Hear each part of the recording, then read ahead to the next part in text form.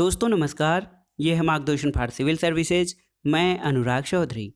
दोस्तों मार्गदर्शन exam time श्रृंखला में आज की वीडियो में प्रस्तुत है राजनीति विज्ञान के महत्वपूर्ण प्रश्नों का भाग 6, जिसमें आज की वीडियो में हम अंतर्राष्ट्रीय राजनीति और अंतर्राष्ट्रीय संबंध, शीत युद्ध, तनाव शैथिल्य, गुट निरपेक्षता, संयुक्त राष्ट्र संघ, आसियान, सार्क, इसके अलावा निशस्त्रीकरण, उत्तर दक्षिण वार्ता, दक्षिण दक्षिण सहयोग तथा भारत की विदेश नीति और महाशक्तियों से संबंध, ब्रिटेन, अमेरिका, फ्रांस और स्विट्जरलैंड के संविधान के प्रमुख विशेषताओं से संबंधित प्रश्नों को पढ़ेंगे। दोस्तों ये वीडियो विशेष रूप से टीजीटी पीजीटी परीक्षा, government inter college, government degree college, उच्चतर शिक्षा असिस्टेंट प्रोफेसर, एलटी ग्रेड, केंद्रीय विद्यालय संगठन और नेट जेआरएफ राजनीति विज्ञान के लिए बहुत ही उपयोगी तथा महत्वपूर्ण है। तो आइए शुरू करते हैं आज का वीडियो। मार्गदर्शन एग्जाम टाइम श्रृंखला राजनीति विज्ञान अथवा नागरिक शास्त्र के महत्वपूर्ण प्रश्नों का भाग 6। दोस्तों आज की वीडियो का जो पहला प्रश्न है, आइए देखते हैं। पहला प्रश्न है दोस्तों, ये किसने कहा है कि अंतर्राष्ट्रीयतावाद का मार्ग राष्ट्रवाद से ही गुजरता है। आपको बताना है कि ये कथन किसका है कि अंतर्राष्ट्रीयतावाद का मार्ग राष्ट्रवाद से गुजरता है। तो उत्तर है दोस्तों ए.ई. जिम्मर्न। एक विचारक हैं ए.ई. जिम्मर्न। इनका मानना है कि अंतर्राष्ट्रीयतावाद का मार्ग राष्ट्रवाद से ही गुजरता है। अगला प्रश्न देखते हैं दोस्तों, अंतर्राष्ट्रीयतावाद में कौन विश्वास रखता था। तो उत्तर है वुडरो विल्सन। दोस्तों वुडरो विल्सन अंतर्राष्ट्रीयतावाद में विश्वास रखते थे। अगला प्रश्न है, आप जानते हैं अंतर्राष्ट्रीय संबंधों में या अंतर्राष्ट्रीय राजनीति में व्यवस्था सिद्धांत के प्रतिपादन मार्टिन कैपलान ने किया है। इसमें पूछ रहे हैं कि मार्टिन कैपलान ने अंतर्राष्ट्रीय व्यवस्था के किस प्रतिमान की कल्पना की थी। तो दोस्तों मार्टिन कैपलान ने अंतर्राष्ट्रीय व्यवस्था के 6 प्रतिमानों की कल्पना की थी। उनमें से जो मुख्य हैं यहाँ पर आपको शक्ति संतुलन व्यवस्था, शिथिल द्विध्रुवीय व्यवस्था, दृढ़ द्विध्रुवीय व्यवस्था, सार्वभौम व्यवस्था, इसके अलावा वीटो इकाई निषेधाधिकार व्यवस्था, ये सारी व्यवस्थाएं मार्टिन कैपलान की व्यवस्था सिद्धांत के प्रमुख प्रतिमान हैं। अगला प्रश्न है, अंतर्राष्ट्रीय संबंधों में संतुलन यानी जो इक्विलिब्रियम होता है दोस्तों, अंतर्राष्ट्रीय संबंधों में संतुलन या स्थिरता के निश्चित तत्व के रूप में शक्ति संतुलन यानी बैलेंस ऑफ पावर का वर्णन किसने किया। तो सही उत्तर है जॉर्ज श्वार्ज़ेनबर्गर। दोस्तों जॉर्ज श्वार्ज़ेनबर्गर ने अंतर्राष्ट्रीय संबंधों में संतुलन या स्थिरता के निश्चित तत्व के रूप में शक्ति संतुलन का वर्णन किया है। अगला प्रश्न है, शक्ति संतुलन व्यवस्था के संतुलन का सबसे अधिक इस्तेमाल या प्रयोग किया जाने वाला साधन क्या है। तो सही उत्तर है सहबंध। सहबंध या सहगठबंधन दोस्तों ये शक्ति संतुलन व्यवस्था के संतुलन का सबसे अधिक इस्तेमाल किया जाने वाला साधन है। अगला प्रश्न है, सत्ता के लगभग बराबर वितरण के रूप में शक्ति के संतुलन शब्द का प्रयोग किया था किसने, आपको बताना है। तो दोस्तों सत्ता के लगभग बराबर वितरण के रूप में शक्ति संतुलन शब्द का प्रयोग हैंस जे मार्गेनथाउ ने किया है। अगला प्रश्न है, समत्व से असमत्व यानी देखिए समत्व यानी संतुलन, तो संतुलन से असंतुलन में निरंतर परिवर्तित होने वाला क्या है। तो सही उत्तर है शक्ति का संतुलन। दोस्तों शक्ति संतुलन व्यवस्था अंतर्राष्ट्रीय संबंधों का एक महत्वपूर्ण सिद्धांत रहा है और इसके बारे में कहा जाता है कि ये समत्व से असमत्व में निरंतर परिवर्तित होने वाला है। अगला प्रश्न है, शक्ति संतुलन की विशेषता क्या होती है। तो दोस्तों शक्ति संतुलन या बैलेंस ऑफ पावर की जो विशेषताएं हैं उसमें देखिए, एक इतिहासकार जो होता है ये शक्ति संतुलन को वस्तुनिष्ठ दृष्टि से देखता है, जबकि राजनीतिज्ञ उसे व्यक्तिनिष्ठ दृष्टि से देखता है। इसके अलावा शक्ति संतुलन की नीति गतिशील होती है और विश्व के राष्ट्रों के बीच शक्ति संतुलन हमेशा बना रह सकता है। अगला प्रश्न है, शक्ति का संतुलन अब आतंक के संतुलन में बदल गया है। दोस्तों बैलेंस ऑफ पावर अब बैलेंस ऑफ टेरर के रूप में बदल गया है। ऐसा क्यों है? क्योंकि शक्ति संतुलन के लिए युद्ध का प्रयोग अत्यधिक हानिकारक होगा, ऐसा विश्वास किया जाता है। दोस्तों शक्ति संतुलन में युद्ध का प्रयोग अधिक हानिकारक होगा, इसलिए ये कहा जाता है कि बैलेंस ऑफ पावर अब बैलेंस ऑफ टेरर में बदल गया है। अगला प्रश्न है, बराक ओबामा के इस्लामिक स्टेट विरोधी महागठबंधन में कौन से देश शामिल हैं? दोस्तों, बराक ओबामा ने इस्लामिक स्टेट विरोधी गठबंधन में जो शामिल देशों को लिया था उसमें सऊदी अरब, जॉर्डन, संयुक्त अरब अमीरात शामिल हैं। अगला प्रश्न है, बेल्जियम और हॉलैंड किन देशों के बीच मध्यवर्ती राज्य या बफर स्टेट का कार्य करते थे?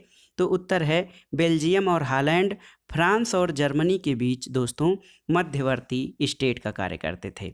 दोस्तों, मध्यवर्ती स्टेट या बफर राज्य ऐसे राज्य होते हैं जो दो बड़े शक्तियों के बीच संतुलक या युद्ध निवारक का कार्य करते हैं।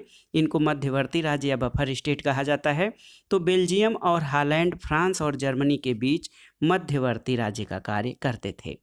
अगला प्रश्न है दोस्तों, सामूहिक सुरक्षा। देखिए, सामूहिक सुरक्षा यानी कलेक्टिव सिक्योरिटी किससे अधिक व्यवस्थित है? तो सही उत्तर है दोस्तों, सामूहिक सुरक्षा शक्ति संतुलन से अधिक व्यवस्थित सिद्धांत है। अगला प्रश्न है, संयुक्त राष्ट्र के तहत सामूहिक सुरक्षा का प्रथम प्रयोग किस वर्ष किया गया था? तो उत्तर है वर्ष 1950 में। दोस्तों, यूएनओ यानी यूनाइटेड नेशंस ऑर्गेनाइजेशन के तहत सामूहिक सुरक्षा या कलेक्टिव सिक्योरिटी का पहली बार प्रयोग 1950 में किया गया था, याद रखिएगा। अगला प्रश्न है, किस वर्ष रूस ने घोषणा की कि अब वह नाटो देशों में हथियारों को लक्षित नहीं करेगा? तो ये वर्ष था 1997। दोस्तों, नाटो देश क्या है? North Atlantic Treaty Organization. North Atlantic देशों का ये एक सैनिक गठबंधन है जो कि साम्यवादी व्यवस्था या साम्यवादी देशों के खिलाफ खड़ा हुआ था। रूसों ने 1997 में ये घोषणा की थी, रूस ने, कि जो दोस्तों नाटो देशों में वो हथियारों को अब लक्षित नहीं करेगा। अगला प्रश्न है, देखिए, एक सूत्र है, कौन सा सिद्धांत सभी के लिए एक और एक के लिए सभी यानी one for all and all for one इस सिद्धांत पर आधारित है? तो दोस्तों, ये है सामूहिक सुरक्षा। सामूहिक सुरक्षा सभी के लिए एक और एक के लिए सभी इस सिद्धांत पर आधारित होता है। और सामूहिक सुरक्षा में माना जाता है कि किसी एक राज्य पर किया गया आक्रमण सभी राज्यों पर आक्रमण माना जाएगा और सभी राज्य मिलकर उस आक्रमणकारी का विरोध करेंगे। अगला प्रश्न है, सामूहिक सुरक्षा की वर्तमान व्यवस्था के संदर्भ में किस सम्मेलन का अत्यधिक महत्व है? तो उत्तर है दोस्तों, सैन फ्रांसिस्को सम्मेलन 1945। ये सामूहिक सुरक्षा के लिए बहुत अधिक महत्वपूर्ण सम्मेलन माना जाता है। अगला प्रश्न है, देखिए, सामूहिक सुरक्षा के लिए सत्य क्या है? तो सही उत्तर है, सामूहिक सुरक्षा की व्यवस्था में शामिल जो सभी राष्ट्र होते हैं वो आक्रमणकारी को पहचानते हैं और एक सब के लिए और सब एक के लिए इस सिद्धांत पर कार्य करते हैं। अगला प्रश्न है, सामूहिक सुरक्षा के बारे में सही क्या है? तो उत्तर है, किसी राष्ट्र विशेष की सुरक्षा अकेले उसी राष्ट्र की चिंता का विषय नहीं होती, बल्कि ये सारे अंतर्राष्ट्रीय समाज की चिंता का विषय होता है। इसके अलावा आक्रमणकारी के अलावा अन्य सभी राष्ट्रों के बीच सहयोग सामूहिक सुरक्षा का सार तत्व है। और यदि एक राष्ट्र किसी अन्य राष्ट्र की सुरक्षा को खतरा पैदा करता है तो खतराग्रस्त राष्ट्र की ओर से सभी राष्ट्र उस पर कार्रवाई करते हैं। तो दोस्तों, सामूहिक सुरक्षा की धारणा जो है ये अंतर्राष्ट्रीय संबंधों में बहुत ही महत्वपूर्ण है और ये सभी के लिए एक और एक के लिए सभी यानी one for all and all for one के सिद्धांत पर आधारित है। अगला प्रश्न देखते हैं, परमाणु अप्रसार संधि पर अमेरिका और सोवियत संघ ने कब हस्ताक्षर किया था? तो दोस्तों, परमाणु अप्रसार संधि जिसको एनपीटी या न्यूक्लियर नॉन प्रोलिफरेशन ट्रीटी कहा जाता है, ये 1968 में अस्तित्व में आई थी और इस पर अमेरिका और सोवियत रूस ने 1971 के पूर्व हस्ताक्षर कर दिया था। तो अगला प्रश्न है, परमाणु अप्रसार संधि यानी एनपीटी किस समय अस्तित्व में आई? तो 1968 में। अगला प्रश्न है दोस्तों, वार्सा पैक्ट का गठन कब हुआ था? तो उत्तर है 1955 यानी 1955 में वार्सा पैक्ट का गठन दोस्तों नाटो देशों के विरुद्ध यानी नाटो देशों के प्रक्रिया स्वरूप या प्रतिक्रिया स्वरूप हुआ था। अगला प्रश्न है, वार्सा पैक्ट कब समाप्त हुआ? तो जुलाई 1991 में सोवियत संघ गणराज्य के विघटन के साथ ही वार्सा पैक्ट समाप्त हो गया। देखिए, एक महत्वपूर्ण कथन है, यहाँ एक दैत्य सो रहा है उसको सोने दो, क्योंकि यदि वह जग गया तो दुनिया को हिला देगा। ये कथन किसके बारे में कहा गया है? तो दोस्तों, ये कथन चीन के बारे में कहा गया है। अगला प्रश्न है शांति के लिए एकता प्रस्ताव। देखिए, शांति के लिए एकता प्रस्ताव ये कब पारित किया गया था? तो उत्तर है दोस्तों कोरिया संकट के समय। और आपको कोरिया संकट का ईयर यानी वर्ष बताना है कमेंट बॉक्स में, जब शांति के लिए एकता प्रस्ताव पारित किया गया था। अगला प्रश्न है कौन सा वर्ष दोस्तों क्यूबा संकट या क्यूबन क्राइसिस से जुड़ा हुआ है? तो उत्तर है वर्ष 1962। दोस्तों क्यूबा संकट 1962 में हुआ था। अगला प्रश्न है लैटिन अमेरिका में ट्लाटिलोको की संधि का संबंध किस विषय से है? तो याद रखिएगा, ट्लाटिलोको की संधि का संबंध परमाणु हथियारों के निषेध से है। अगला प्रश्न है भारत ने किस संधि पर हस्ताक्षर नहीं किए हैं? दोस्तों भारत ने CTBT संधि, NPT और ICCPR पर हस्ताक्षर नहीं किए हैं। दोस्तों भारत जो है NPT, CTBT इन परमाणु निषेध संधियों को ये जो है एक पक्षी मानता है, और ये जो है भारत का मानना है कि ये जो परमाणु शस्त्र संपन्न देश हैं और परमाणु संपन्न देश नहीं हैं, उन दोनों के बीच एक विभाजन रेखा खींचता है। और इसका कहना ये है कि ये केवल 5 परमाणु संपन्न देशों के अलावा अन्य किसी को परमाणु शस्त्र का जो है धारक नहीं बनने देता है। यानी इस प्रकार से यह भेदभाव पर आधारित है। अगला प्रश्न है दोस्तों कौन सा हित, ये राष्ट्रीय हितों के बारे में बात हो रही है, कौन सा हित प्राथमिक और अस्थायी दोनों हितों से उभर सकता है? तो उत्तर है परिवर्तनीय हित। दोस्तों परिवर्तनीय हित जो होते हैं ये प्राथमिक और अस्थायी यानी प्राइमरी और परमानेंट दोनों हितों से उभर सकते हैं। अगला प्रश्न है दोस्तों जॉर्ज और कोहेन, ये अंतर्राष्ट्रीय संबंधों के विचारक हैं। जॉर्ज और कोहेन, इनके अनुसार राष्ट्रीय हित की व्याख्या के 3 तत्व कौन हैं? दोस्तों जॉर्ज और कोहेन ने राष्ट्रीय हित के 3 तत्व भौतिक जीविता, स्वाधीनता और आर्थिक निर्वाह को माना है। तो याद रखिएगा, अंतर्राष्ट्रीय राजनीति के प्रमुख विचारक जॉर्ज और कोहेन के राष्ट्रीय हित की व्याख्या के 3 तत्व भौतिक जीविता, स्वाधीनता और आर्थिक निर्वाह हैं। अगला प्रश्न देखिए, आपको एक सेंटेंस है पूरा करना है। राष्ट्रीय हित यानी नेशनल इंटरेस्ट विदेश नीति का क्या है?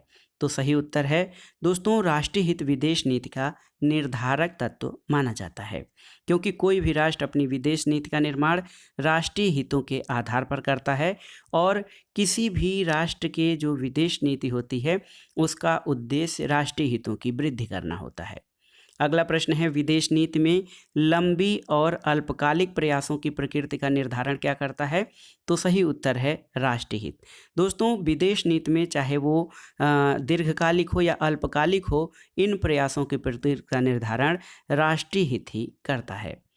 अब आइए देखते हैं अंतर्राष्ट्रीय राजनीति या अंतर्राष्ट्रीय संबंधों के प्रमुख प्रवृत्तियों के बारे में, जिसमें हम शीत युद्ध, तनाव शैथिल्य और गुट निरपेक्ष आंदोलन के बारे में जानेंगे। देखिए पहला प्रश्न है द कोल्ड वार। देखिए शीत युद्ध पे आधारित पुस्तक the cold war retrospect and prospect नामक पुस्तक के लेखक कौन हैं? तो सही उत्तर है फ्रेडरिक एल शूमा। दोस्तों फ्रेडरिक एल शूमा जो हैं the cold war retrospect and prospect नामक पुस्तक के लेखक हैं। अगला प्रश्न बहुत ही महत्वपूर्ण है, कई बार परीक्षाओं में पूछा है।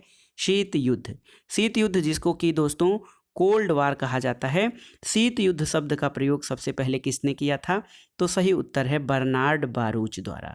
बर्नार्ड बारूच द्वारा दोस्तों सबसे पहले शीत युद्ध शब्द का प्रयोग किया गया था। अगला प्रश्न है शीत युद्ध का अर्थ क्या है? तो दोस्तों महाशक्तियों के बीच तनावपूर्ण संबंधों को शीत युद्ध कहा जाता है, और ये महाशक्तियां एक तरफ सोवियत संघ गणराज्य जो कि साम्यवादी गुट का नेतृत्व कर रही थी, और दूसरी संयुक्त राज्य अमेरिका जो कि पूंजीवादी गुट का नेतृत्व कर रहे थे। इनके बीच वैचारिक और मनोवैज्ञानिक स्तर पर जो वैचारिक युद्ध हो रहा था उसको शीत युद्ध की संज्ञा दी जाती है। अगला प्रश्न है किस घटना को शीत युद्ध के समापन का महत्वपूर्ण कारण माना जाता है? तो उत्तर है सोवियत संघ का पतन। दोस्तों सोवियत संघ के पतन के बाद जो साम्यवादी खेमा था वो कमजोर पड़ गया, और इसको शीत युद्ध के पतन का मुख्य कारण माना जाता है। अगला प्रश्न है शीत युद्ध के अंत का प्रमुख कारण क्या था? तो उत्तर है बाजार अर्थव्यवस्था की लोकप्रियता, यानी पूंजीवाद या बाजार अर्थव्यवस्था की लोकप्रियता ये शीत युद्ध के अंत का प्रमुख कारण रहा। अगला प्रश्न है दोस्तों एक ध्रुवीय विश्व व्यवस्था के उदय का कारण क्या था?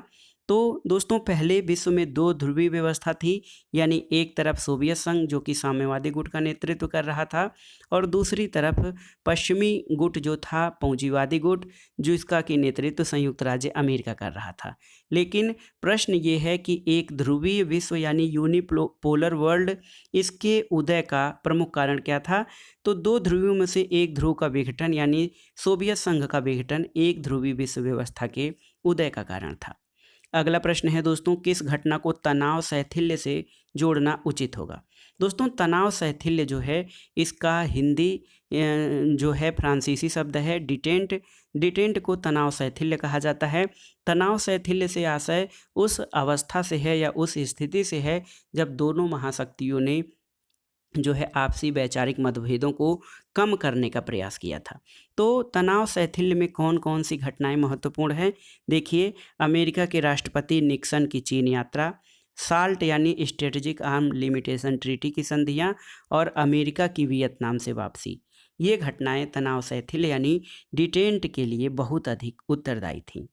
अगला प्रश्न है दोस्तों, गुट निरपेक्ष आंदोलन के लिए कौन जिम्मेदार है? गुट निरपेक्ष आंदोलन, जिसको कि निर्गुट आंदोलन या नॉन अलाइनमेंट मूवमेंट कहा जाता है, इसके लिए जिम्मेदार भारत के नेहरू, नासिर और टीटो। नासिर मिस्र के थे और मार्शल टीटो यूगोस्लाविया के जो है ये राजनेता थे, और गुट निरपेक्ष आंदोलन के लिए ये तीनों नेता बहुत अधिक महत्वपूर्ण रहे हैं। गुट निरपेक्ष आंदोलन के संस्थापक कौन थे? तो दोस्तों नेहरू, नासिर और टीटो को गुट निरपेक्ष आंदोलन का संस्थापक माना जाता है। गुट निरपेक्ष या निर्गुट आंदोलन के संस्थापक कौन थे? जवाहरलाल नेहरू, कर्नल नासिर और मार्शल टीटो। ये गुट निरपेक्ष आंदोलन या नैम, जिसको कि नॉन अलाइनमेंट मूवमेंट कहा जाता है, इसके संस्थापक रहे हैं। अगला प्रश्न देखते हैं दोस्तों, गुट निरपेक्षता की नीति के प्रतिपादक कौन थे? तो भारत के प्रधानमंत्री पंडित जवाहरलाल नेहरू गुट निरपेक्षता की नीति के प्रतिपादक रहे हैं। अगला प्रश्न है दोस्तों, देखिए, गुट निरपेक्ष वैदेशिक नीति का प्रतिपादन किसने किया था? तो दोस्तों भारत की जो विदेश नीति है उसका एक महत्वपूर्ण सिद्धांत गुट निरपेक्षता है, जिसका प्रतिपादन पंडित जवाहरलाल नेहरू ने किया था। अगला प्रश्न है, बांडुंग सम्मेलन किस वर्ष हुआ था? तो सही उत्तर है वर्ष 1955 में बांडुंग सम्मेलन आयोजित किया गया था। अगला प्रश्न है दोस्तों, नई अंतर्राष्ट्रीय आर्थिक व्यवस्था, नई अंतर्राष्ट्रीय व्यवस्था की मांग कब उठाई गई? तो न्यू इंटरनेशनल आर्डर की मांग बांडुंग सम्मेलन 1955 में उठाई गई थी। और एक प्रश्न है, गुट निरपेक्ष देशों का पहला सम्मेलन कहाँ हुआ था? तो हम आपको जगह बता दे रहे हैं, लेकिन आपको ईयर बताना है कि गुट निरपेक्ष आंदोलन का जो है पहला सम्मेलन कहाँ हुआ था। तो ये बेलग्रेड में हुआ था। आपको सन बताना है, किस सन में गुट निरपेक्ष आंदोलन का जो है प्रथम सम्मेलन आयोजित किया गया था। अगला प्रश्न है, भारत में गुट निरपेक्ष शिखर सम्मेलन प्रथम बार कब आयोजित किया गया था? तो उत्तर है 1983 में। दोस्तों 7वां गुट निरपेक्ष सम्मेलन बैठक कहाँ आयोजित हुआ? तो ये नई दिल्ली में आयोजित हुआ था। अगला प्रश्न है, गुट निरपेक्ष शिखर सम्मेलन निम्नलिखित में से किस नगरों में क्रमशः आयोजित हुए? तो दोस्तों लुसाका में 1970 में और अल्जियर्स में 1973 में गुट निरपेक्ष शिखर सम्मेलनों का आयोजन हुआ था। अगला प्रश्न है, भारत की विदेश नीति किस पर आधारित है? तो बहुत ही महत्वपूर्ण है, भारत की विदेश नीति गुट निरपेक्षता पर आधारित है, और ये दोनों महाशक्तियों में से किसी से भी या किसी भी गुट में शामिल न होकर अपनी स्वतंत्र विदेश नीति पर आधारित है। अब आइए जानते हैं प्रमुख अंतर्राष्ट्रीय संस्थाएं और संगठन, यानी संयुक्त राष्ट्र संघ, उसके अभिकरण, आसियान, सार्क और अन्य जो है संगठनों से संबंधित महत्वपूर्ण प्रश्नों को। देखिए, प्रश्न है कि राष्ट्र संघ की स्थापना कब हुई थी? दोस्तों राष्ट्र संघ संयुक्त राष्ट्र संघ से अलग है। राष्ट्र संघ को लीग ऑफ नेशंस कहा जाता है। दोस्तों राष्ट्र संघ की स्थापना 1920 ईस्वी में हुई थी, लेकिन ये अपने उद्देश्यों में सफल नहीं हो सका था। अगला प्रश्न है कि संयुक्त राष्ट्र को मुख्यतः किस संगठन का उत्तराधिकारी या परवर्ती रूप माना जा सकता है? तो संयुक्त राष्ट्र यानी यूएनओ जो था, ये लीग ऑफ नेशंस का परवर्ती रूप माना जाता है। दोस्तों राष्ट्र संघ की स्थापना 1920 में हुई थी प्रथम विश्व युद्ध के उपरांत, और संयुक्त राष्ट्र संघ की स्थापना जो है दोस्तों ये 1945 में हुई थी द्वितीय विश्व युद्ध के उपरांत। अगला प्रश्न है संयुक्त राष्ट्र। संयुक्त राष्ट्र यानी यूनाइटेड नेशंस शब्द किसने बनाया था? तो अमेरिका के राष्ट्रपति फ्रैंकलिन डी रूजवेल्ट ने संयुक्त राष्ट्र संघ का नाम दिया था।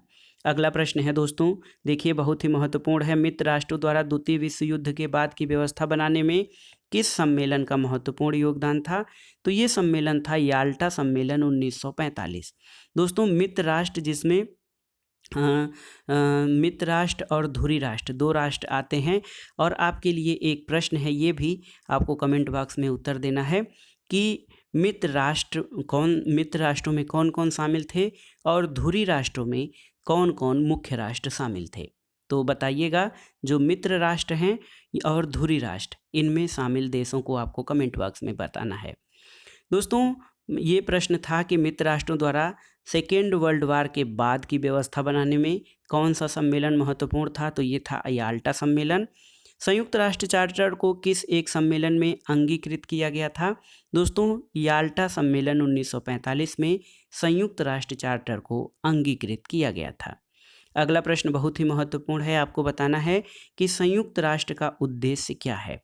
तो दोस्तों संयुक्त राष्ट्र द्वितीय विश्व युद्ध की विभीषिका के से बचने और आगे विश्व युद्धों को रोकने के उद्देश्य से इसका निर्माण हुआ था। इसका उद्देश्य है युद्ध को रोकना, शांति स्थापित करना, मानव अधिकार और अंतर्राष्ट्रीय विधि के प्रति सम्मान जगाना और क्षेत्रीय सहयोग को प्रोत्साहित करना। ये संयुक्त राष्ट्र संघ के उद्देश्यों में शामिल हैं। अगला प्रश्न है संयुक्त राष्ट्र संघ की स्थापना कहाँ की गई थी? आपको बताना है। तो उत्तर है सैन फ्रांसिस्को में संयुक्त राष्ट्र संघ की स्थापना की गई थी। प्रश्न ये है कि संयुक्त राष्ट्र संघ यूएनओ कब स्थापित हुआ था? दोस्तों 24 अक्टूबर 1945 को यूएनओ की स्थापना हुई थी और 24 अक्टूबर को संयुक्त राष्ट्र दिवस भी मनाया जाता है। अगला प्रश्न है दोस्तों, संयुक्त राष्ट्र संघ चार्टर आधिकारिक रूप से कब लागू हुआ था? तो ये लागू हुआ था 24 अक्टूबर 1945 से। अगला प्रश्न बहुत ही महत्वपूर्ण है, संयुक्त राष्ट्र चार्टर में कुल कितनी धाराएं हैं? तो दोस्तों संयुक्त राष्ट्र चार्टर में कुल 111 धाराएं हैं। अगला प्रश्न है संयुक्त राष्ट्र की स्थापना के समय इसके प्रारंभिक सदस्यों की संख्या कितनी थी? तो दोस्तों इसके प्रारंभिक सदस्यों में 50 सदस्य थे। संयुक्त राष्ट्र के घोषणा पत्र पर कितने राष्ट्रों ने 26 जून 1945 को हस्ताक्षर किया था? तो कुल 26 जून 1945 को संयुक्त राष्ट्र के घोषणा पत्र पर 50 राष्ट्रों ने हस्ताक्षर किया था। अगला प्रश्न है संयुक्त राष्ट्र संघ का मुख्यालय कहाँ है? तो दोस्तों यूएनओ का मुख्यालय न्यूयॉर्क में स्थित है और इसका सचिवालय कहाँ पे है? तो ये भी न्यूयॉर्क में स्थित है। देखिए प्रश्न है कि कौन संयुक्त राष्ट्र संघ का प्रथम महासचिव यानी सेक्रेटरी जनरल था? तो सही उत्तर है दोस्तों ट्रिगवेली। नॉर्वे के ट्रिगवेली जो हैं संयुक्त राष्ट्र संघ के प्रथम महासचिव थे। अगला प्रश्न है दोस्तों संयुक्त राष्ट्र संघ का प्रथम अधिवेशन कहाँ आयोजित हुआ था? तो उत्तर है लंदन में। बहुत ही महत्वपूर्ण प्रश्न है। संयुक्त राष्ट्र संघ की स्थापना 24 अक्टूबर 1945 को हुई थी। इसका मुख्यालय न्यूयॉर्क में स्थित है। लेकिन प्रश्न है कि संयुक्त राष्ट्र संघ का प्रथम अधिवेशन कहाँ हुआ था? तो ये लंदन में आयोजित हुआ था। अगला प्रश्न है दोस्तों यूएनओ के वर्तमान महासचिव कहाँ से हैं या किस देश के रहने वाले हैं? आपको बताना है यूएनओ के वर्तमान महासचिव। तो दोस्तों यूएनओ, देखिए यूएनओ का मतलब United Nations Organization. United Nations Organization दोस्तों ये एक अंतर्राष्ट्रीय सहयोग, शांति व्यवस्था और युद्धों को विभीषिका को जो है रोकने के लिए एक अंतर्राष्ट्रीय संगठन है। और वर्तमान में यूएनओ के महासचिव दोस्तों एंटोनियो गुटरेस हैं। याद रखिएगा एंटोनियो गुटरेस ये वर्तमान में संयुक्त राष्ट्र के महासचिव हैं और ये पुर्तगाल के रहने वाले हैं। तो याद रखिएगा यूएनओ के वर्तमान महासचिव पुर्तगाल के हैं। अगला प्रश्न है संयुक्त राष्ट्र संघ के महामंत्री का कार्यकाल कितने वर्षों का होता है? तो उत्तर है 5 वर्षों का। अगला प्रश्न है पैकेज डील का संबंध किससे है? दोस्तों पैकेज डील संयुक्त राष्ट्र संघ की सदस्यता से संबंधित है। अगला प्रश्न है विश्व संगठन के चार्टर में संयुक्त राष्ट्र संघ के कुल कितने प्रधान अंगों का उल्लेख है? तो सही उत्तर है दोस्तों संयुक्त राष्ट्र संघ के चार्टर में दोस्तों इसके 6 प्रधान अंगों का उल्लेख किया गया है। संयुक्त राष्ट्र संघ के 6 प्रधान अंग हैं। अगला प्रश्न है संयुक्त राष्ट्र संघ का सबसे बड़ा अंग कौन सा है? तो संयुक्त राष्ट्र संघ का सबसे बड़ा अंग जो है ये सामान्य सभा यानी जिसको कि जनरल असेंबली कहा जाता है, ये दोस्तों संयुक्त राष्ट्र संघ का सबसे बड़ा जो है इसका अंग है। तो याद रखिएगा जो है विश्व संगठन के चार्टर में संयुक्त राष्ट्र संघ के कुल 6 अंग हैं और दोस्तों सबसे बड़ा अंग सामान्य सभा है। देखिए बहुत ही महत्वपूर्ण प्रश्न है दोस्तों, ये पूछ देता है कभी कभी, और कभी कभी ऑप्शन में ये भी पूछता है आपसे कि कौन सा इसमें संयुक्त राष्ट्र संघ का अंग नहीं है। तो उन 6 अंगों में से जो है महासभा, सुरक्षा परिषद, आर्थिक एवं सामाजिक परिषद, ये जो हैं संयुक्त राष्ट्र संघ के अंगों में शामिल हैं। अगला प्रश्न है संयुक्त राष्ट्र संघ का विशिष्ट अभिकरण क्या है। तो देखिए विश्व स्वास्थ्य संगठन यानी WHO, अंतर्राष्ट्रीय मुद्रा कोष यानी IMF, अंतर्राष्ट्रीय औद्योगिक विकास संगठन यानी UNIDO, ये सारे संयुक्त राष्ट्र संघ के विशिष्ट एजेंसियों में शामिल हैं। अगला प्रश्न है संयुक्त राष्ट्र संघ का प्रधान अंग क्या है। तो दोस्तों आर्थिक और सामाजिक परिषद संयुक्त राष्ट्र संघ के प्रधान 6 अंगों में शामिल है। देखिए यहाँ पर आपको हम बता दें संयुक्त राष्ट्र संघ का दोस्तों ये तृतीय अध्याय के अनुच्छेद 7 में UNO के 6 प्रधान अंगों का वर्णन किया गया है। तो सबसे महत्वपूर्ण और सबसे बड़ा है महासभा, दूसरा है सुरक्षा परिषद, तीसरा आर्थिक और सामाजिक परिषद, चौथा है न्यास परिषद, पांचवा अंतर्राष्ट्रीय न्यायालय और छठवां संयुक्त राष्ट्र संघ का सचिवालय। तो ये संयुक्त राष्ट्र के 6 प्रधान अंग हैं। दोस्तों आर्थिक और सामाजिक के तत्वाधान में अनेक विशिष्ट संस्थाएं हैं, जैसे अंतर्राष्ट्रीय श्रम संगठन, विश्व स्वास्थ्य संगठन, खाद्य और कृषि संगठन, इसके अलावा यूनेस्को, अंतर्राष्ट्रीय विकास संगठन, अंतर्राष्ट्रीय वित्त निगम, विश्व बैंक और अंतर्राष्ट्रीय मुद्रा कोष, ये सभी संयुक्त राष्ट्र संघ की विशिष्ट संस्थाओं के अंतर्गत शामिल हैं। अगला प्रश्न है देखिए कई बार परीक्षाओं में पूछता है कि संयुक्त राष्ट्र का प्रमुख अंग कौन है। तो इसमें क्या करता है दोस्तों, एक अंग ऐसा होता है जो कि अलग टाइप का दे देता है और 3 अंग संयुक्त राष्ट्र संघ के उन 6 महत्वपूर्ण अंगों में से देता है, या फिर उसमें से आपको चुनना होता है कि कौन से संयुक्त राष्ट्र संघ के अंग नहीं हैं। तो देखिए सिक्योरिटी काउंसिल यानी सुरक्षा परिषद, ट्रस्टीशिप काउंसिल यानी न्यास परिषद और सेक्रेटरीट यानी सचिवालय, ये संयुक्त राष्ट्र संघ के प्रमुख अंग में शामिल हैं। अगला प्रश्न है देखिए संयुक्त राष्ट्र का कौन सा अंग 1994 से कार्यशील नहीं है। तो न्यासी परिषद। दोस्तों ट्रस्टी काउंसिल जो है दोस्तों ये देखिए ट्रस्टीशिप काउंसिल, ये संयुक्त राष्ट्र संघ का अंग जो है ये 1994 से कार्यशील नहीं है। अगला प्रश्न है संयुक्त राष्ट्र का मुख्य अंग है। दोस्तों संयुक्त राष्ट्र संघ का मुख्य अंग तो नहीं, लेकिन विशिष्ट एजेंसी में अंतर्राष्ट्रीय श्रम संगठन यानी जिसको इंटरनेशनल लेबर ऑर्गेनाइजेशन कहा जाता है, ये संयुक्त राष्ट्र के जो है विशिष्ट एजेंसी में शामिल है। अगला प्रश्न है संयुक्त राष्ट्र संघ के चार्टर के किस अनुच्छेद में महासभा की शक्तियों और कार्यों का वर्णन किया गया है। तो ये चार्टर के 11वें अनुच्छेद में महासभा यानी जनरल असेंबली की शक्तियों और कार्यों का वर्णन किया गया है। अगला प्रश्न है दोस्तों संयुक्त राष्ट्र महासभा द्वारा पारित सामूहिक सुरक्षा से संबंधित महत्वपूर्ण प्रस्ताव किस प्रतिवेदन पर आधारित थे। तो दोस्तों सामूहिक सुरक्षा से प्रस्तावित जो प्रस्ताव थे जिनको कि संयुक्त राष्ट्र महासभा द्वारा पारित किया गया था, ये एचिसन प्रस्ताव 1950 पर आधारित थे। देखिए शांति के लिए एकता प्रस्ताव, यूनाइटिंग फॉर पीस। दोस्तों शांति के लिए एकता प्रस्ताव संयुक्त राष्ट्र संघ की महासभा में कब पारित हुआ था। तो ये 3 नवंबर 1950 को पारित हुआ था। अगला प्रश्न है संयुक्त राष्ट्र संघ के किस एक अंग ने 10 दिसंबर 1948 को मानवाधिकारों की विश्वव्यापी घोषणा को अंगीकृत किया था। तो सही उत्तर है दोस्तों महासभा ने। महासभा ने 10 दिसंबर 1948 को मानवाधिकारों की विश्वव्यापी घोषणा या मानवाधिकारों की सार्वभौमिक घोषणा को अंगीकृत किया था, और इसी कारण दोस्तों 10 दिसंबर को प्रतिवर्ष अंतर्राष्ट्रीय मानवाधिकार दिवस के रूप में भी मनाया जाता है। अगला प्रश्न है संयुक्त राष्ट्र संघ की महासभा की बैठकें होती हैं तो 1 वर्ष में 1 बार। मानवाधिकारों की सार्वभौमिक घोषणा कब की गई थी। तो 10 दिसंबर 1948 को। अगला प्रश्न है कि हर वर्ष मानवाधिकार दिवस किस दिन मनाया जाता है? तो उत्तर है 10 दिसंबर को, क्योंकि 10 दिसंबर 1948 को महासभा ने मानवाधिकारों की सार्वभौमिक घोषणा को स्वीकार किया था।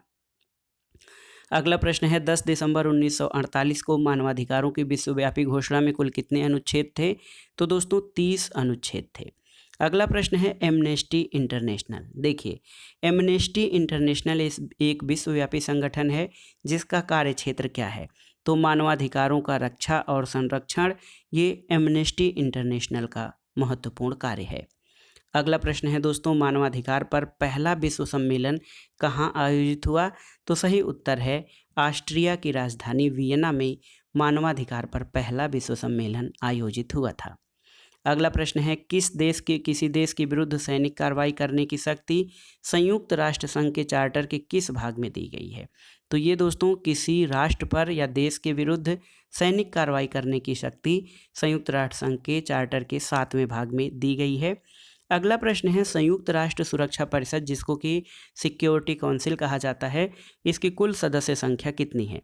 तो दोस्तों इसकी कुल सदस्य संख्या 15 है, जिसमें 5 अस्थाई और 10 अस्थाई सदस्य शामिल हैं। तो याद रखिएगा, संयुक्त राष्ट्र सुरक्षा परिषद की कुल सदस्य संख्या 15 है, जिसमें 5 अस्थाई सदस्य और 10 अस्थाई सदस्य होते हैं। अगला प्रश्न है सुरक्षा परिषद में अस्थाई सदस्यों की संख्या कुल कितनी है? तो उत्तर है 5। इसके अलावा संयुक्त राष्ट्र संघ की सुरक्षा परिषद में कितने अस्थाई सदस्य होते हैं? तो 10 सदस्य अस्थाई होते हैं। और दोस्तों ये अस्थाई सदस्य जो हैं ये 2 वर्ष के लिए चुने जाते हैं। अगला प्रश्न है कौन सा देश यूएन के सुरक्षा परिषद का अस्थाई सदस्य है? तो दोस्तों यूएन के सुरक्षा परिषद में 5 अस्थाई सदस्य हैं। देखिए, संयुक्त राज्य अमेरिका, चीन, रूस, फ्रांस और ब्रिटेन। तो याद रखिएगा, चीन, रूस, फ्रांस और ब्रिटेन तथा संयुक्त राज्य अमेरिका। देखिए, चीन, रूस, फ्रांस और ब्रिटेन और संयुक्त राज्य अमेरिका ये सुरक्षा परिषद के 5 अस्थाई सदस्य हैं। अगला प्रश्न है यूएन सुरक्षा परिषद में वीटो या निषेधाधिकार क्या होता है? तो सही उत्तर है सुरक्षा परिषद के अस्थाई सदस्यों द्वारा नकारात्मक वोट की कार्ड प्रणाली को वीटो कहा जाता है। अगला प्रश्न है अंतर्राष्ट्रीय न्यायालय या आईसीजे, जिसको कहा जाता है इंटरनेशनल कोर्ट ऑफ जस्टिस, ये कहाँ स्थित है? तो द हेग नीदरलैंड में स्थित है दोस्तों। अगला प्रश्न है अंतर्राष्ट्रीय न्यायालय में कितने न्यायाधीश होते हैं? तो अंतर्राष्ट्रीय न्यायालय में न्यायाधीशों की संख्या दोस्तों याद रखिएगा 15 होती है। और आपसे पूछे कि संयुक्त राष्ट्र संघ के सुरक्षा परिषद में सदस्यों की संख्या कितनी है? तो उसमें भी संख्या 15 होती है, क्योंकि 5 अस्थाई सदस्य और 10 अस्थाई सदस्य होते हैं, जिनका कि कार्यकाल 2 वर्ष होता है। अगला प्रश्न है अंतर्राष्ट्रीय न्यायालय में गणपूर्त यानी कोरम के लिए न्यायाधीशों की संख्या कुल कितनी होती है? तो आप जानते हैं कि आईसीजे में कुल 15 न्यायाधीश होते हैं, कोरम के लिए 9 न्यायाधीश आवश्यक होते हैं। अगला प्रश्न है दोस्तों अंतर्राष्ट्रीय न्यायालय के न्यायाधीशों को निर्वाचित किया जाता है कैसे? तो महासभा और सुरक्षा परिषद दोनों के द्वारा इंटरनेशनल कोर्ट ऑफ जस्टिस के न्यायाधीशों को निर्वाचित किया जाता है। अगला प्रश्न है WHO यानी विश्व स्वास्थ्य संगठन का मुख्यालय कहाँ पर स्थित है? तो ये दोस्तों जेनेवा में स्थित है अंतर्राष्ट्रीय या विश्व स्वास्थ्य संगठन का मुख्यालय। अगला प्रश्न है क्योटो सम्मेलन। क्योटो सम्मेलन का मुद्दा किससे संबंधित है? तो क्योटो जापान में स्थित है। यहाँ पर किस वर्ष में? 1997 में एक समझौता हुआ था जो कि जलवायु परिवर्तन से संबंधित है। अगला प्रश्न है यूनेस्को का मुख्यालय कहाँ पर स्थित है? दोस्तों यूनेस्को का मुख्यालय पेरिस में स्थित है। अगला प्रश्न है कि अंतर्राष्ट्रीय पर्यावरण के मुद्दे पर प्रथम संयुक्त राष्ट्र सम्मेलन कहाँ पर हुआ था? तो उत्तर है स्टॉकहोम में। अंतर्राष्ट्रीय पर्यावरण और जो है इसके सुरक्षा से संबंधित प्रथम संयुक्त राष्ट्र सम्मेलन स्टॉकहोम में आयोजित किया गया था। अगला प्रश्न है UDHR। तो दोस्तों इसका फुल फॉर्म आपको बताना है। तो ये है universal declaration of human right, यानी मानवाधिकारों की सार्वभौमिक घोषणा। ये UDHR का फुल फॉर्म है। अगला प्रश्न है दोस्तों, उरुग्वे चर्चा के दौर का परिणाम क्या हुआ था? तो उत्तर है, उरुग्वे चर्चा के दौर का परिणाम विश्व व्यापार संगठन की स्थापना हुई थी। और विश्व व्यापार संगठन की स्थापना याद रखिएगा 1 जनवरी 1995 को की गई थी। तो याद रखिएगा 1995 में WTO की स्थापना हुई थी। अगला प्रश्न है, गैट के स्थान पर 1995 में किस नए संगठन की स्थापना हुई? तो दोस्तों पहले जो गैट था यानी general agreement on trade and tariff, इसके स्थान पर 1995 में विश्व व्यापार संगठन यानी WTO की स्थापना हुई थी। अगला प्रश्न है, अमेरिका से खाद्य सुरक्षा पर सहमति के पश्चात भारत ने किस प्रस्ताव पर सहमत दिया है? तो उत्तर है विश्व व्यापार संगठन के व्यापार सरलीकरण समझौते पर। अगला प्रश्न है दोस्तों, अंतर्राष्ट्रीय श्रम संगठन की स्थापना कब हुई थी? तो ये बहुत ही पुराना संगठन है जिसकी स्थापना 1919 में हुई थी। अब आइए देखते हैं दोस्तों प्रमुख संगठनों में आसियान से संबंधित प्रश्नों को। देखिए, आसियान कब गठित हुआ था? तो 1967 में आसियान की स्थापना हुई थी।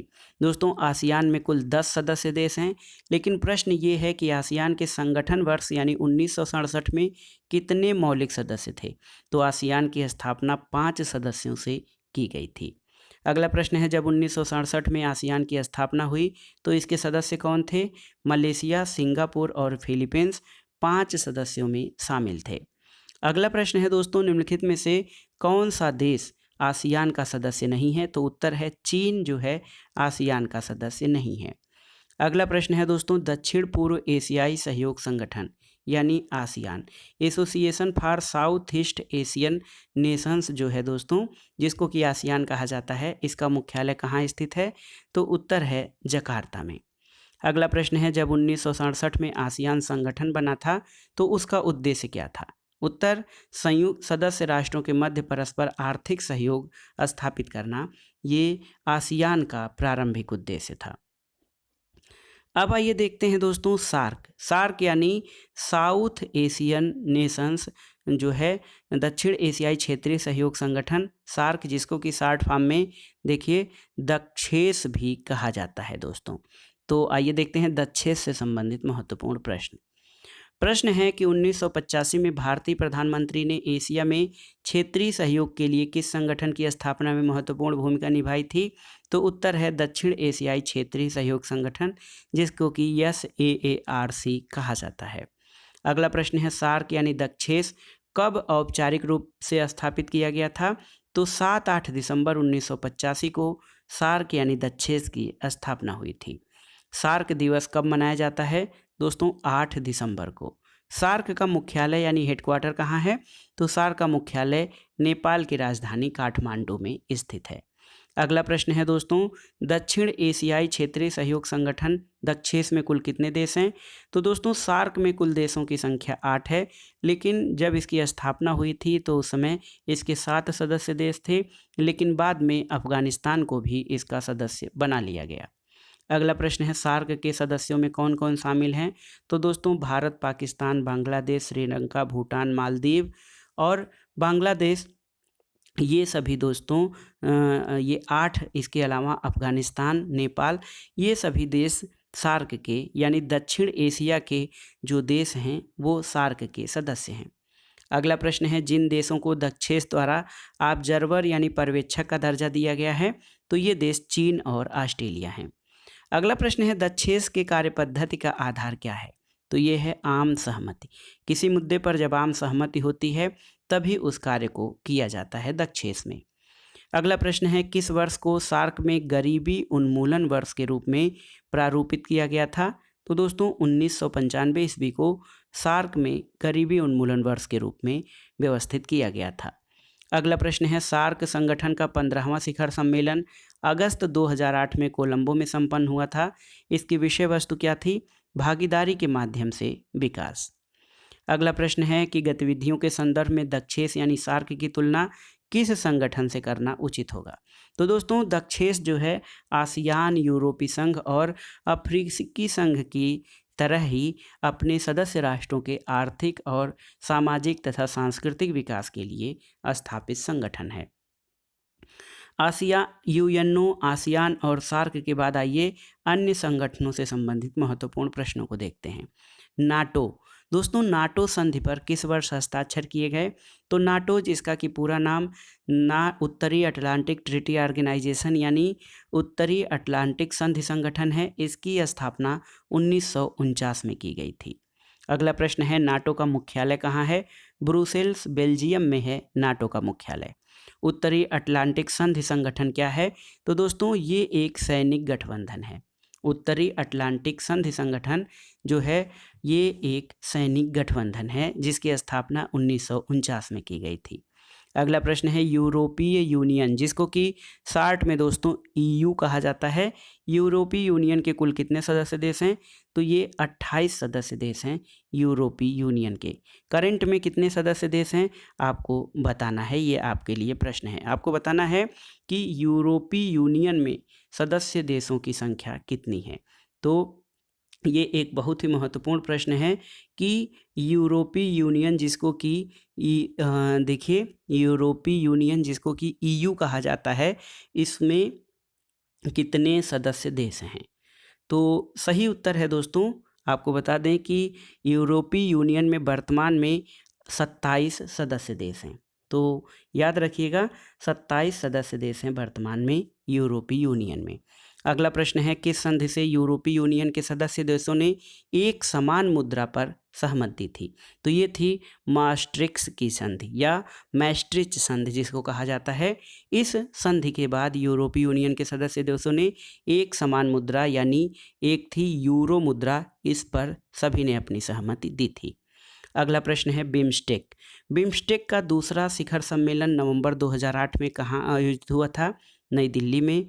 दोस्तों ब्रिक्स देश जो कि BRICS यानी ब्राज़ील, रूस, इंडिया, चीन और साउथ अफ्रीका, ब्रिक्स देश दोस्तों इसमें कौन कौन से देश शामिल हैं? तो ये ब्राज़ील, रूस, इंडिया, चीन और साउथ अफ्रीका ब्रिक्स देशों में शामिल हैं। अगला प्रश्न है, इस्लामिक स्टेट नामक आतंकी संगठन के पूरे नाम ISIS या ISIL के क्रमशः आने वाले अंतिम दो अक्षर IS और IL का अर्थ क्या है? तो IS का अर्थ इराक एंड सीरिया है और IL का अर्थ इराक एंड लिवांट है दोस्तों। अगला प्रश्न है, फाली, साठलाफ और हिंस क्या हैं? तो सही उत्तर है इस्लामिक स्टेट के आतंकवादियों द्वारा मारे गए व्यक्ति हैं फाली, साठलाफ और हिंस। अगला प्रश्न देखते हैं, G15। दोस्तों G15 देशों के प्रथम शिखर सम्मेलन 1990 का आयोजन कहाँ किया गया था? तो सही उत्तर है कुआलालंपुर, मलेशिया में। अब आइए देखते हैं प्रमुख मुद्दे। अंतर्राष्ट्रीय राजनीति के प्रमुख मुद्दे जैसे निशस्त्रीकरण, नई अंतर्राष्ट्रीय आर्थिक व्यवस्था, उत्तर दक्षिण संवाद और दक्षिण दक्षिण सहयोग और तृतीय विश्व से संबंधित महत्वपूर्ण प्रश्नों को देखिए।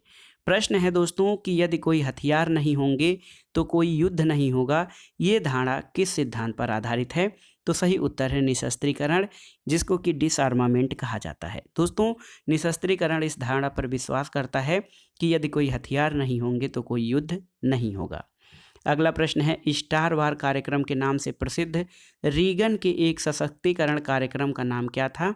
तो दोस्तों इसका नाम था स्ट्रेटेजिक डिफेंस इनिशिएटिव, जिसको कि रीगन का या रोनाल्ड रीगन का प्रसिद्ध स्टार वार प्रोग्राम कहा जाता है। अगला प्रश्न है, नौ उपनिवेशवाद या नियो कोलोनिज्म में उसके संबंध में क्या सही है? दोस्तों नौ उपनिवेशवाद प्रभाव क्षेत्र का साम्राज्य है और यह आधुनिक साम्राज्यवाद है। इसके अलावा नौ उपनिवेशवाद में एक शक्तिशाली राष्ट्र से और अपेक्षाकृत एक कम शक्तिशाली राष्ट्र का संबंध एक आर्थिक उपनिवेश अथवा उपग्रह का होता है। इसमें बहुराष्ट्रीय कंपनियों द्वारा खनिज संपदा, एक उपभोक्ता व्यापार पर नियंत्रण आदि साधनों का प्रयोग किया जाता है। अगला प्रश्न है, भूमंडलीकरण या ग्लोबलाइजेशन का क्या मतलब है? तो सही उत्तर है विश्व समाज के सहकारी स्वरूप का उद्भव, यानी भूमंडलीकरण में स्थिति ये होती है कि दुनिया के सभी राष्ट्रों के जो सीमाओं के बंधन ढीले हो जाते हैं, व्यापार, आर्थिक गतिविधियां, सामाजिक सांस्कृतिक गतिविधियों का प्रदान जो है खुले रूप में पूरे विश्व में होने लगता है। अगला प्रश्न है दोस्तों, उत्तर दक्षिण संवाद या नॉर्थ साउथ डायलॉग का तात्पर्य क्या है? तो सही उत्तर है नई अंतर्राष्ट्रीय अर्थव्यवस्था की स्थापना का स्वप्न देखना, अमीर और गरीब देशों के बीच संवाद स्थापित करना।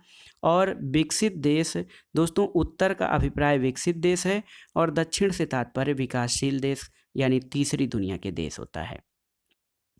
अगला प्रश्न है, दक्षिण दक्षिण सहयोग के लिए वार्षिक संयुक्त राष्ट्र दिवस कब मनाया जाता है? 12 सितंबर को। मार्शल योजना का संबंध किससे है? दोस्तों, पश्चिमी यूरोप की सहायता से संबंधित है मार्शल प्लान। अगला प्रश्न है, वैश्विक स्तर पर परमाणु ऊर्जा संबंधी मामलों के लिए संगठित जो है संगठन क्या है? तो यह है IAEA यानी इंटरनेशनल एटॉमिक एनर्जी एजेंसी, अंतर्राष्ट्रीय परमाणु ऊर्जा एजेंसी या अधिकरण दोस्तों वैश्विक स्तर पर परमाणु ऊर्जा संबंधी मामलों के लिए गठित संगठन है। आपको IAEA का स्थापना वर्ष भी मालूम होना चाहिए। अगला प्रश्न है दोस्तों, तृतीय विश्व या थर्ड वर्ल्ड पदावली का प्रयोग सर्वप्रथम किसके द्वारा किया गया था? तो उत्तर है अल्फ्रेड सावी के द्वारा। दोस्तों, तृतीय विश्व से मतलब ये है कि जो दो विश्व हैं, प्रथम विश्व पूंजीवादी देश, द्वितीय विश्व के अंतर्गत साम्यवादी देश और तृतीय विश्व के अंतर दोस्तों दक्षिण एशिया और लैटिन अमेरिका और अफ्रीका के ऐसे देश शामिल हैं जो कि 1945 के बाद आज़ाद हुए हैं और इनका विकास अभी ये विकास की प्रक्रिया में है, जिसलिए इनके लिए तृतीय विश्व टर्मिनोलॉजी का प्रयोग किया जाता है। अगला प्रश्न है, तीसरी दुनिया से क्या अभिप्राय है?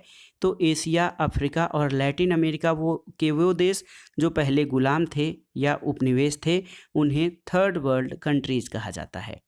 अगला प्रश्न है कि तृतीय विश्व के सदस्य कौन हैं? भारत, नाइजीरिया और श्रीलंका ये थर्ड वर्ल्ड कंट्रीज में आते हैं।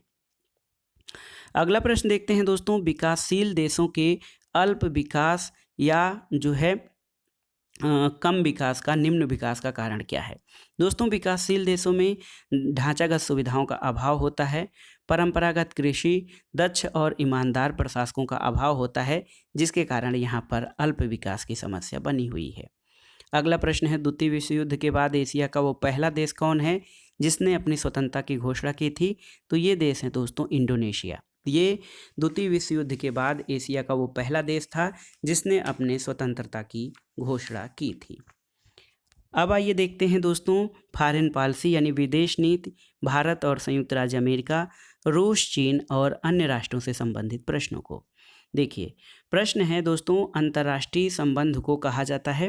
दोस्तों, अंतर्राष्ट्रीय संबंध या इंटरनेशनल रिलेशन जो है काफ़ी हद तक विदेश नीति से जुड़ा हुआ है, क्योंकि कोई भी राष्ट्र आज के समय में एक दूसरे से अलग रहकर अपना विकास नहीं कर सकता है। इसलिए सभी राष्ट्रों को किसी न किसी ज़रूरत के लिए या आवश्यकता के लिए उनको चाहे आर्थिक, सामाजिक, सांस्कृतिक इन उद्देश्यों के लिए दूसरे राष्ट्रों से संबंध बनाना पड़ता है और ये विदेश नीति का भाग होता है।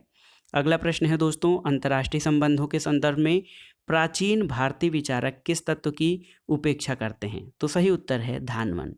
अगला प्रश्न है, भारतीय विदेश नीति किस पर आधारित है? तो दोस्तों, भारतीय विदेश नीति असंलग्नता यानी गुट निरपेक्षता पर आधारित है, जिसमें शांतिपूर्ण सह अस्तित्व और सभी राष्ट्रों के साथ शांतिपूर्ण संबंधों पर बल दिया जाता है। अगला प्रश्न है, भारतीय विदेश नीति का प्रमुख उद्देश्य क्या है?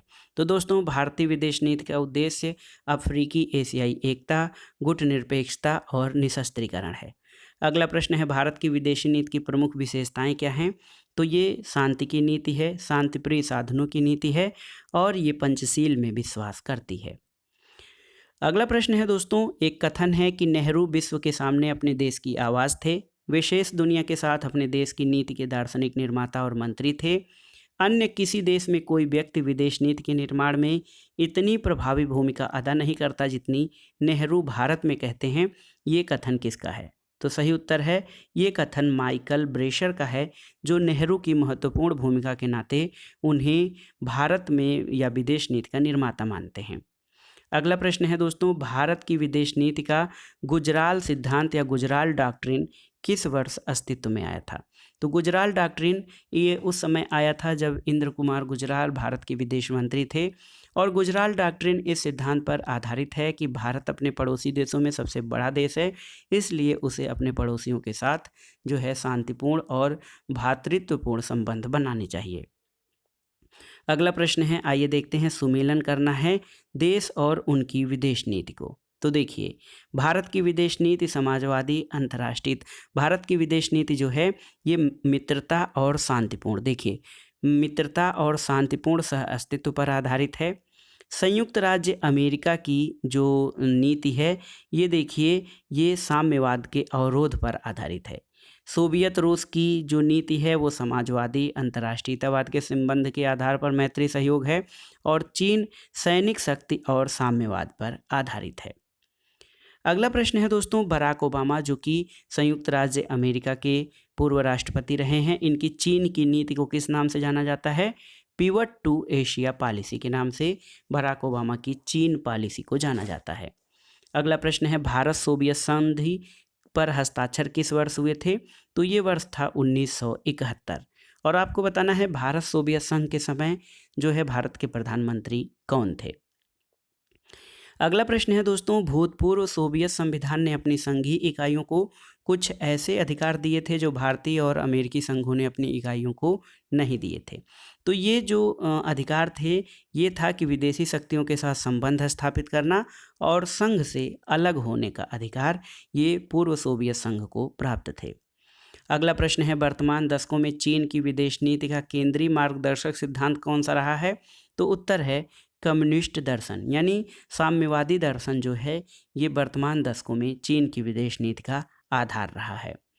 अगला प्रश्न है, भारत ने किस वर्ष को चीन भ्रमण वर्ष नामित किया है?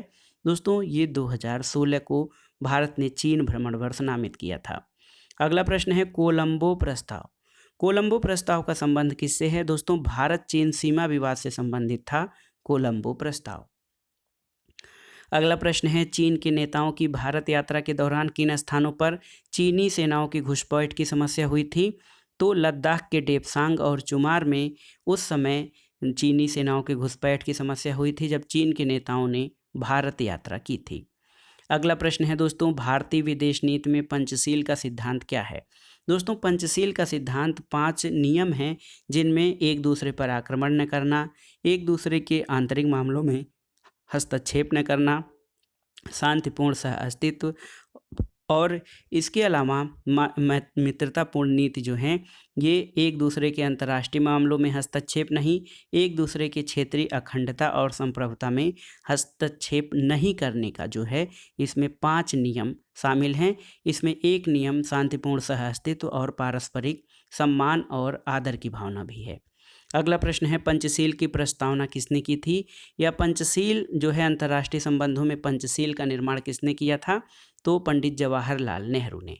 अगला प्रश्न है, पंचशील का सिद्धांत किससे संबंधित है? जवाहरलाल नेहरू से।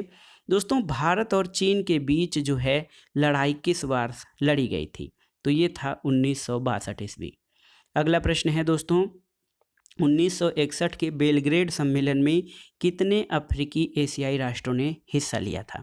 तो उत्तर है दोस्तों 1961 में पहला गुटनिरपेक्ष आंदोलन जो है बेलग्रेड में हुआ था और इसमें 25 अफ्रीकी एशियाई राष्ट्रों ने हिस्सा लिया था। अगला प्रश्न देखते हैं, बांग्लादेश में 1971 में भारत के हस्तक्षेप का कारण क्या था? तो उत्तर है आत्मरक्षा के लिए हस्तक्षेप। बांग्लादेश या पूर्वी पाकिस्तान में 1971 में भारत ने हस्तक्षेप आत्मरक्षा के लिए किया था। अब आइए देखते हैं दोस्तों प्रमुख देशों के संवैधानिक उपबंधों से संबंधित प्रश्न है, देखिए संविधानवाद क्या होता है? तो दोस्तों संविधान या संविधानवाद गतिशील अवधारणा होती है। संविधान क्या होता है? तो किसी भी देश का फंडामेंटल लॉ या किसी भी देश की मूल विधि होती है संविधान। अगला प्रश्न है, कौन सा विचारक संविधान और संविधानवाद में अंतर नहीं मानता है? तो उत्तर है C.F. स्ट्रांग। दोस्तों C.F. स्ट्रांग संविधान और संविधानवाद में अंतर स्वीकार नहीं करते हैं। अगला प्रश्न है, कौन यह स्वीकार करता है कि संविधान उन नियमों को कहते हैं जो सर्वोच्च सरकार की रूपरेखा निर्धारित करते हैं? तो ये कथन C.F. स्ट्रांग का है। अगला प्रश्न है दोस्तों, विधि का शासन जिस प्रकार की समानता को प्रतिष्ठापित करता है वो कौन सा शासन है? तो दोस्तों याद रखिएगा ये प्रक्रियात्मक शासन है। देखिए याद कर लीजिएगा, विधि का शासन यानी रूल ऑफ लॉ जिस प्रकार की समानता को प्रतिष्ठापित करता है ये प्रक्रियात्मक समानता को प्रतिष्ठापित करता है विधि का शासन। अगला प्रश्न है किन देशों के मध्य फरक्का विवाद है? तो दोस्तों फरक्का विवाद भारत और बांग्लादेश के बीच है। अगला प्रश्न है कि भारत पाकिस्तान संबंधों के विषय में द्विपक्षीयता के सिद्धांत का समावेश किसमें किया गया था? तो ये शिमला समझौता में। और शिमला समझौता किन दो देशों के बीच हुआ था? भारत और पाकिस्तान के बीच। अगला प्रश्न है दोस्तों सन 1965 में भारत पाकिस्तान युद्ध के समय पाकिस्तान के शासक कौन थे? तो उत्तर है अयूब खान। अगला प्रश्न है कि किस देश से भारत ने 1992 में पूर्ण कूटनीतिक संबंध स्थापित किया था? तो ये था इजराइल। इजराइल से भारत ने 1992 में पूर्ण राजनयिक संबंध स्थापित किए थे। अगला प्रश्न है दोस्तों मिखाइल गोर्बाचोव ने प्रस्तावित किया था तो ग्लासनोस्त और पेरेस्त्रोइका। आपको ग्लासनोस्त और पेरेस्त्रोइका का जो है अर्थ बताना है कि क्या होता है, जो कि सोवियत संघ के तत्कालीन प्रधानमंत्री मिखाइल गोर्बाचोव ने प्रस्तावित किया था और जिसे कि सोवियत संघ के विघटन का कारण माना जाता है और एक प्रकार से शीत युद्ध के अंत का भी महत्वपूर्ण कारण माना जाता है। अगला प्रश्न है पशमर्गा और नुसरा फ्रंट क्या हैं? तो सही उत्तर है पशमर्गा और नुसरा फ्रंट। ये पशमर्गा कुर्द और फ्रंट नुसरा जो है दोस्तों ये असद विरोधी लड़ाके हैं। अगला प्रश्न है पाकिस्तान के खुफिया संगठन ISI का अर्थ क्या है? तो उत्तर है इंटर सर्विसेज इंटेलिजेंस। दोस्तों पाकिस्तान की खुफिया संगठन ISI का अर्थ है इंटर सर्विसेज इंटेलिजेंस। अगला प्रश्न है विधि के शासन से घनिष्ठ संबंध क्या रखता है? तो दोस्तों विधि के शासन से घनिष्ठ संबंध संविधानवाद रखता है। संविधानवाद एक ऐसी व्यवस्था होती है जिसमें शासन संविधान पर आधारित हो और संविधान द्वारा लोगों के स्वतंत्रता और अधिकारों की रक्षा हो, ऐसे शासन को संविधानवाद कहा जाता है। अगला प्रश्न है दोस्तों लिखित और अलिखित संविधानों में भेद केवल मात्रा का है, गुण का नहीं, ये कथन किसका है? तो प्रसिद्ध विचारक गार्नर का है, जो कहते हैं कि लिखित और अलिखित संविधानों में केवल मात्रा का अंतर होता है, गुण का नहीं। यहाँ पर देखिए दोस्तों सही मिलान करना है। फ्रांस में संवैधानिक परिषद की व्यवस्था है, स्विट्जरलैंड में लैंडस जी माइंड और चीन में केंद्रीय सैन्य आयोग की व्यवस्था है। अगला प्रश्न है दोस्तों कठोर संविधान का सर्वोत्तम उदाहरण क्या है? तो कठोर संविधान या रिजिड संविधान जो है संयुक्त राज्य अमेरिका का माना जाता है। मैग्ना कार्टा किस वर्ष पारित किया गया था? तो दोस्तों मैग्ना कार्टा ब्रिटेन में 1215 में पारित किया गया था। आप इसके बारे में और भी अध्ययन कर सकते हैं मैग्ना कार्टा के बारे में। अगला प्रश्न है कि सीनेट की अध्यक्षता करने वाला पदेन अधिकारी कौन होता है? तो ये उपराष्ट्रपति या वाइस प्रेसिडेंट होता है जो सीनेट की अध्यक्षता करता है और उसका पदेन अधिकारी होता है। अगला प्रश्न है दोस्तों संयुक्त राज्य अमेरिका की विदेश नीति को अंतिम रूप कौन प्रदान करता है? तो ये राष्ट्रपति, क्योंकि अमेरिका में अध्यक्षात्मक शासन व्यवस्था है और राष्ट्रपति वहाँ राष्ट्र और राज्य दोनों का प्रधान होता है, यानी राष्ट्रपति वहाँ मुख्य कार्यकारी अधिकारी होता है। अगला प्रश्न है यहाँ पर देखिए सुमेलन करना है। अमेरिका का संविधान, दोस्तों अमेरिका का संविधान 1789 में लागू हुआ था। इसके अलावा देखिए फ्रांस का संविधान, तो फ्रांस का संविधान 4 अक्टूबर 1858 को। इसके अलावा ब्रिटेन का संविधान, देखिए ब्रिटेन का संविधान ये 1215 के मैग्ना कार्टा और 1628 के पिटीशन ऑफ राइट के द्वारा, और इसके अलावा चीन का संविधान दोस्तों दिसंबर 1982 में लागू हुआ था। अगला प्रश्न है अमेरिकी संविधान द्वारा किसकी शक्तियां निश्चित कर दी गई हैं? तो अमेरिकी संविधान द्वारा संघ की शक्तियां निश्चित की गई हैं। और एक प्रश्न बहुत ही महत्वपूर्ण है, अमेरिकी संविधान का कौन सा आर्टिकल राष्ट्रपति के कार्यालय से संबंधित है? तो दोस्तों ये है अनुच्छेद 2। अगला प्रश्न है अमेरिकी प्रणाली में निहित शक्तियों का अर्थ क्या है? तो सही उत्तर है संघीय सरकार को वे शक्तियां भी मिल सकती हैं जो संविधान में स्पष्टतः उल्लिखित नहीं हैं, तो इसे अमेरिकी प्रणाली में निहित शक्तियों का सिद्धांत कहा जाता है। अगला प्रश्न है दोस्तों जीवन स्वतंत्रता और सुखानुसरण तथ्य किस संविधान के हैं? तो याद रखिएगा जीवन स्वतंत्रता और सुखानुसरण ये अमेरिकी स्वतंत्रता के घोषणा पत्र के महत्वपूर्ण तथ्य हैं। अगला प्रश्न देखते हैं अमेरिका के राष्ट्रपति चुनाव में यदि कोई भी प्रत्याशी आवश्यक बहुमत प्राप्त नहीं करता है तब किसी निर्णय के लिए निर्देशित किया जाता है? तो सही उत्तर है प्रतिनिधि सभा को। एक प्रश्न है बहुत ही महत्वपूर्ण, किसका मत है कि ब्रिटिश संविधान का अस्तित्व नहीं है? तो डी टाकविले का कथन है कि ब्रिटिश संविधान का अस्तित्व नहीं है, क्योंकि ब्रिटेन का संविधान परंपराओं और अभिसमयों पर आधारित है और वो अलिखित संविधान का उदाहरण है। अगला प्रश्न है, ब्रिटेन में संविधान नहीं है, ये कथन किसका है? तो ये डी टाकविले का कथन है। दोस्तों, विकसित संविधान यानी ब्रिटेन के संविधान को विकसित संविधान कहा जाता है, क्योंकि इसका विकास हुआ है और आवश्यकता और परिस्थितियों, परंपराओं, प्रथाओं के आधार पर ब्रिटिश संविधान का विकास हुआ है। अगला प्रश्न है, एक नमनीय और अलिखित संविधान कहाँ पाया जाता है? ग्रेट ब्रिटेन में। और संविधान की अवधारणा सर्वप्रथम कहाँ उत्पन्न हुई थी? दोस्तों, ब्रिटेन में सबसे पहले संविधान की अवधारणा उत्पन्न हुई थी। अगला प्रश्न है, 1688 में हुई गौरवपूर्ण क्रांति, जिसको कि दोस्तों ग्लोरियस रिवॉल्यूशन कहा जाता है, और ये एक रक्तहीन क्रांति थी। इसका संबंध किस देश से था? दोस्तों, 1688 की गौरवपूर्ण क्रांति का संबंध इंग्लैंड से था। अगला प्रश्न है, ब्रिटेन में वित्त मंत्रालय को क्या कहा जाता है? तो इसको राजकोष विभाग कहा जाता है। दोस्तों, एक महत्वपूर्ण है, आयरन कर्टेन या लौह आवरण शब्द को किसने प्रचलित करवाया था? तो चर्चिल ने फुलटन भाषण के द्वारा लौह आवरण शब्द को प्रचलित कराया था। अगला प्रश्न है दोस्तों, लॉर्ड सभा। लॉर्ड सभा जो है ब्रिटेन में होती है। लॉर्ड सभा उच्च सदन है और कॉमन सभा निम्न सदन है। पूछ रहे हैं कि लॉर्ड सभा की अध्यक्षता कौन करता है?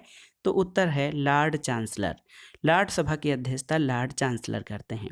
अगला प्रश्न है, ब्रिटिश युग में कौन सा प्रशासनिक सुधार आयोग बना था? तो दोस्तों, एचिसन आयोग, ली आयोग और इल्स्टिंगटन आयोग, ये ब्रिटिश युग में प्रशासनिक सुधार के लिए बने गए कमेटीज थीं। अगला प्रश्न है, फ्रांस में राज्य क्रांति का स्वरूप क्या था? तो ये बुर्जुआ स्वरूप था, जो कि मध्य वर्ग के द्वारा चलाया गया था। अगला प्रश्न है, फ्रांस का वर्तमान संविधान किस गणतंत्र के नाम से जाना जाता है? तो फ्रांस का वर्तमान संविधान दोस्तों पंचम गणतंत्र के नाम से जाना जाता है। फ्रांसीसी संविधान का कौन सा अनुच्छेद प्रधानमंत्री को विधायिका में विधायी पहल देता है? तो ये फ्रांसीसी संविधान का अनुच्छेद 39 है। अगला प्रश्न है, चीन के संदर्भ में सही क्या है? तो दोस्तों, सही है कि चीन का साम्यवादी दल प्रजातांत्रिक केंद्रीयवाद के आधार पर संगठित है। चीन का संविधान एक रूप न्यायिक व्यवस्था प्रदान करता है और चीन में माओ के नवीन लोकतंत्र के विचार को व्यवहार में लाया गया है। अगला प्रश्न और इस वीडियो का आखिरी प्रश्न है दोस्तों, ब्रांट आयोग के अध्यक्ष बिली ब्रांट किस देश के रहने वाले थे? तो सही उत्तर है दोस्तों, ब्रांट आयोग के अध्यक्ष बिली ब्रांट पश्चिम जर्मनी के रहने वाले थे। और आपके लिए बताना है कि ब्रांट आयोग जो है, जो बिली ब्रांट की अध्यक्षता में बना था, ब्रांट आयोग किस पर आधारित है? तो ये था आज का वीडियो दोस्तों। इसमें हमने जो है राजनीति विज्ञान और नागरिक शास्त्र के लिए महत्वपूर्ण टॉपिक, अंतर्राष्ट्रीय संबंध, अंतर्राष्ट्रीय राजनीति और विभिन्न प्रकार के अंतर्राष्ट्रीय संगठन तथा संधियों से संबंधित प्रश्न, इसके अलावा निशस्त्रीकरण, शांति के लिए एकता प्रस्ताव, इसके अलावा हमने विभिन्न संगठनों जैसे संयुक्त राष्ट्र संघ, आसियान, सार्क और विभिन्न देशों के संवैधानिक उपबंधों से संबंधित प्रश्नों को देखा। ये प्रश्न आगामी परीक्षाओं के लिए बहुत ही उपयोगी और महत्वपूर्ण हैं। आप इनको तैयार कर लीजिएगा। दोस्तों, आगे इसी प्रकार अन्य ज्ञानवर्धक वीडियो के लिए हमारे चैनल से जुड़े रहें। वीडियो को लाइक करें, शेयर करें और इस चैनल मार्गदर्शन फॉर सिविल सर्विसेज को सब्सक्राइब करें। वीडियो देखने के लिए धन्यवाद दोस्तों। नमस्कार।